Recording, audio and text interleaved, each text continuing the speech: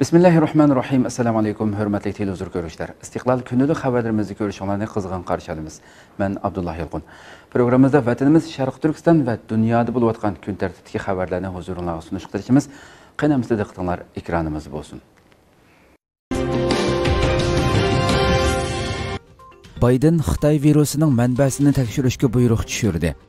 Xitay virusunun mənbəsi haqqındakı gumanlar xalqaralıq axbarat vasitələrində qaytadan g'ulg'ula qilinayotgan bir paytda Amerika prezidenti Joe Biden istixbarat organlariga virusning kelish manbasini tekshirishni tiziltish haqida buyruq tushirgan. BBC'ning bu vaqtdagi xabarda qayd qilinishicha, Oqsaroy 26 may e'lon qilgan bayonotda prezident Biden istixbarat organlaridan virusning kelish manbasini tekshirishni kuchaytirib, 90 kun ichida bu vaqtda dokument topshirishni talab qilgan. Xitoy virusi 2019-yilning oxirida tunji qatim Xitoyning Wuhan shahrida tarqalgan bo'lib, hozirga qadar dunyo miqyosida 168 million odam yuqumlangan. Kam deganda 3 million 500 ming odam qazo qilgan. Virusning kelish manbasini tepish bilan savdo talash tortishi Amerika-Xitoy munosabatining nacharlashishidagi asosli omilga aylangan. Virus tarqalishga boshlagan dastlabki mezgillarda Xitoy doiralari bu virusning Wuhandagi dengiz mahsulotlari to'p setish bozoridan kelganligini va hayvonlardan insonlarga tarqaldiganligini bildirgan. Ammo Amerika taratqullari yaqinda virusning haqiqiy manbasining tajribaxona ekanligini isbotlaydigan texnik ko'p dalillarning oshkorlanganligini xabar qilgan. Xitoy Tashqi ishlar ministrligi bayonotchisi Zhao Lijian buningga norozilik bildirib, Amerikaning virusning tajribaxonadan tarqalib ketish nazariyasini qayta ta'kidlaganligini, amaliyotda Amerika tajribaxonalarining virus tarqatganligini bildirgan. Xitoyning Amerikada turishliq bosh elchixonasi Biden buyruq e'lon qilgandan keyin bu haqda ifoda bildirib, agar yuqumning kelib chiqishini belgilash haqidagi ilmiy masala siyosiylashtirilsa, virusning manbasini tepish tas bo'lib qolmay, balki yuqum avjelib, yuqumning oldini olishdagi xalqaro hamkorlik masalasida qiyinchilik yuz berishi mumkin degan. Bultur sobiq prezident Trump virusning Xitoy tajribaxonasidan tarqalganligi haqidagi fikrini o'ttirg'a qo'ygan. U seshanba New-York vaqt gazetasiga bildirgan so'zida o'zining bu vaqtdagi fikrining ayni vaqtda kuchli tanqidga duch kelganligini, hozir bo'lsa hammaylarning uning so'zini to'g'ri deb qarayotganligini bildirgan.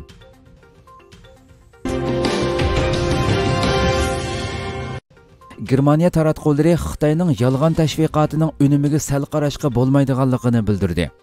Germaniya ovozining xabarida bildirilishicha, Xitoyning Sharq Turkiston masalasidagi soxta tashviqoti g'arb davlatlarida ancha cho'ng ta'sir qo'zg'ay olmagan bo'lsa-mu, ammo Afrika va Latin Amerikasida nihoyat unumli bo'lgan bo'lishi mumkin ekan.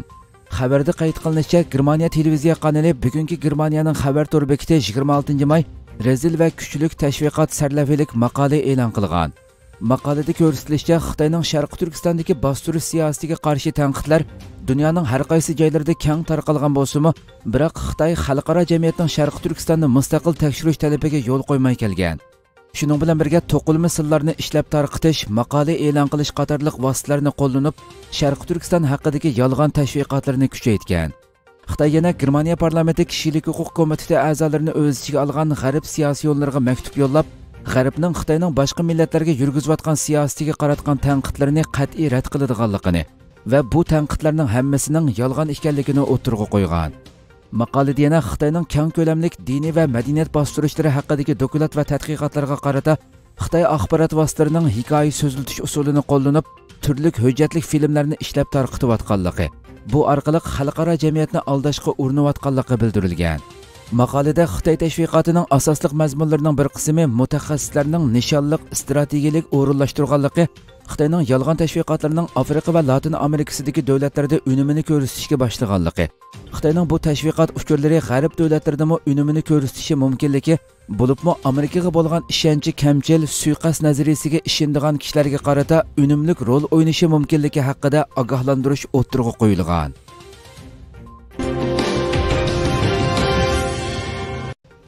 Amerikalik danglik kino artistining Xitoydan kechirim so'rashi g'ulg'ula qo'zg'adi. Amerikalik danglik kino artisti va chelishchi John Cena yaqinqi bir ziyoratda Tayvanni davlat deb ataganligi haqida Xitoy mas'ullaridan kechirim so'ragan bo'lib, xalqaroda kuchli g'ulg'ula qo'zg'agan. John Cena 25 may Tayvan televiziya kanali TVBS'ning ziyoratini qabul qilganda, u rol olgan surat va hissiyot yurishlik filmining eng yangi bo'limiga baho berib, Tayvanning bu kino tunji qo'yilgan davlat bo'la oladiganligini bildirgan. uning Tayvanni davlat deb sifatlashi Xitoyda kuchli g'ulg'ula qo'zg'agan bo'lib, Xitoylar ijtimoiy taratqular orqali Jon Senaning kinosini boyqut qilganligini bildirishgan. Jon Sena Xitoylarning bu vaqtdagi inkaslariga darhol inkas qaytarib qisqa video tarqatgan. U videoda Xitoycha so'zlagan holda Xitoylardan afu so'rab, "Men ziyorat jarayonida xatolik o'tkazdim. Ammo hammadan muhimi men Xitoyni hurmatlayman. Men Xitoylarni yaxshi ko'raman. Xatoliqim uchun haqiqatan kechirim so'rayman" deganlarini bildirgan. Ammo uning Xitoy maslahanlaridan kechirim so'rashi xalqaro kuchli g'ulg'ula qo'zg'agan. Amerikaning bir kengash palata a'zosi bu artistning kechirim so'ragan videosini echinishliq deb sifatlagan. Ijtimoiy taratqularda uni qo'rqinchoq deb ayblagan sadolar ko'tarilgan. Yaqinqi mezgillarda Xitoy rejimi tashviqot vositalaridan foydalanib Xitoylarning millatchilik ingini qo'zg'ash orqali Sharq Turkistondagi, Hong Kongdagi bostirish jinoyatlariga, Tayvan masalasiga qarshi maydonda turgan shirkat, organ va shaxslarning ovozini o'chirishga urinmoqda.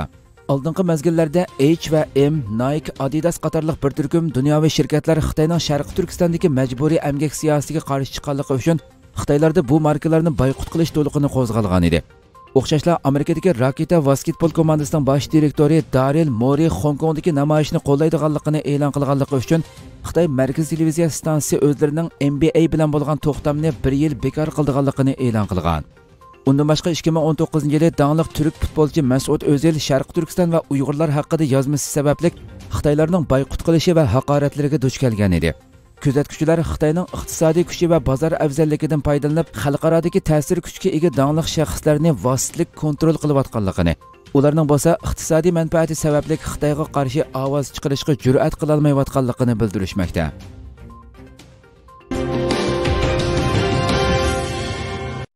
Wang Yi Yevropa ittifoqining qaroriga inkas qaytardi. 26 may kuni Xitoy Tashqi ishlar ministri Wang Yi Xitoyning Sharq Turkistondagi Uyg'ur qatorliq millatlarga qaratilgan bostirish siyosatiga qarshi amaliy tadbir qo'llangan Yevropa ittifoqiga qattiq inkas qaytargan va natsistlar davridagi yahudiylarning irqiy qirg'inchiligini tilga olib, Yevropalik do'stlarimiz irqiy qirg'inchilikning nimaligini biladi deb bildirgan. Wang Yi Myunxen bexatarlik yig'inining 57-qitimliq yig'inida so'z qilib, Yevropa parlamentining Xitoy bilan mablag' selish kelishimini to'xtatib qo'yganligini va Sharq Turkistondagi kishilik huquq dafsandichiligi bilan chetishlik Xitoy amaldorlarini jazolash qarorini ayblagan. Wang Yi yana Xitoyning bostirish siyosatini madaniyat farqi bahonasi bilan pardalashga uringan bo'lib, xuddi Xitoycha va g'arbcha tamoqlarda choka yoki vilka ishiltish farqli bo'lganiga o'xshash bu sistemaning alohida sababi bor deb bildirilgan.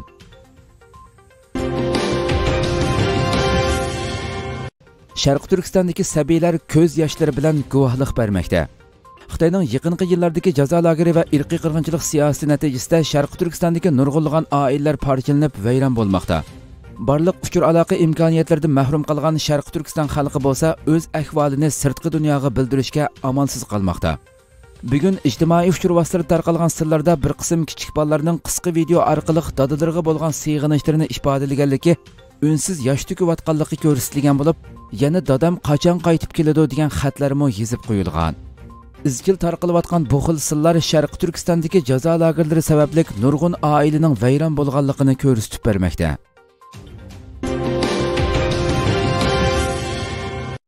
Xitoy paraxodlari Yaponiya dengiz tavalligiga kirdi.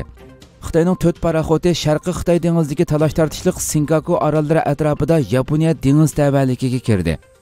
Okinawa o'lkasining Naha noyasidagi 11 rayonlik sahil bexatarlik qo'mondonlik shtabining bildirishicha, 25 may shu joy vaqti 16 dan 30 atrofida talash-tortishliq Senkaku orollari atrofida aylangan Xitoyning 4 dona sahil bexatarlik paraxodi rayondagi Uotsuri va Taishu orollariga yaqinlashgan.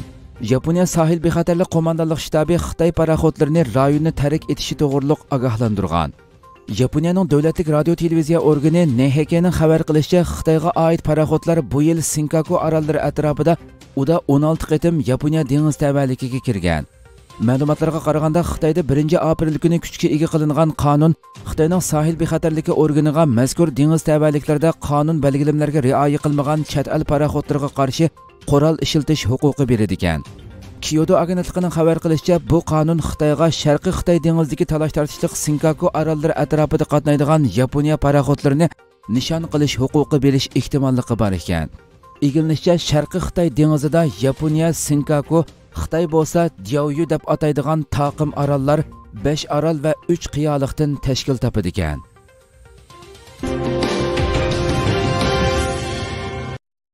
Ege dengizi ve Şarkı Ak dengizda dengiz börisi harbiy manevri başlandı. Türkiye Deniz Armiyasının Ege dengizi ve Şarkı Ak dengizda 2021 yıllık dengiz börisi harbiy manevri başlandı. Mart ayidagi Mavi Vatan namli harbiy manevrdan keyin 26 may boshlangan 2021 yillik dengiz börisi harbiy manevriga 132 paraxot, 10 suasti paraxoti, 43 aeroplan, 28 tik uchar ve 14 uçquchisiz havo apparati qatnashmoqda. Harbiy manevr doirasida quruqliq armiya va havo armiyasidan sirt yana davlatlik 10 organ va Turkiya Qizilay jamiyati bilan hamkorlik sinab qilindi ekan. Bu qo'llash orqali 25500 xodimning sohada bo'lishi mo'ljallanmoqda. 2021 yillik dengiz börisi harbiy manevri strategik saviyada harbiy harakatga tayyorlik ko'rish taktikalarini o'z ichiga oldi ekan. Har qaysi qismlar va otryadlarning suv usti urushi, suv osti mudofaa urushi, elektronlik jang, dengiz ostidan xodim qutqizish faoliyatlari qatorliqlar bu taktikalardan faqat bir qanchasi ekan. Harbiy manevrning oxirgi bosqichida 83 paraxot Ege dengizi va Sharqiy Oq dengizda 22 portni ziyorat qildi ekan. 2021 yillik dengiz börisi harbiy manevri 5 iyun kuni Sharqiy Oq dengizdagi alohida kuzatuvchi kuni bilan tamomlandi ekan. Yana bir tarafdan Turkiya Cumhuriyeti Davlat Mudofaa Ministrligi ijtimoiy taratquv supisi Twitter'dagi adresida e'lon qilgan uchurda dengiz börisi 2021 yillik harbiy manevrda yerlik imkoniyatlarga tayanib yasab chiqilgan Seda qurolliq insonsiz dengiz apparati tunji o'q chiqarishni muvaffaqiyatli o'rindab nishonni betkit qildi degan iboralarga o'rin berildi.